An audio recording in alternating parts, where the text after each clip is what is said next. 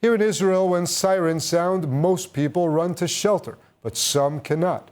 Children and adults with disabilities are often left behind, unable to reach safety as missiles fall.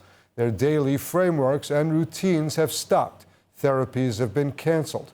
Hard-won progress is slipping away. Chimes Israel, a nonprofit that normally provides daily care and therapy in centers across the country, has shifted into emergency war mode.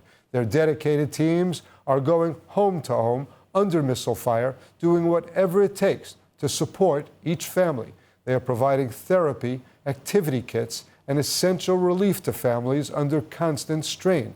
And they are working to build a protected shelter for preschool children in Modi'in. But they can't do it alone. Please scan the QR code to donate today to help protect Israel's most vulnerable.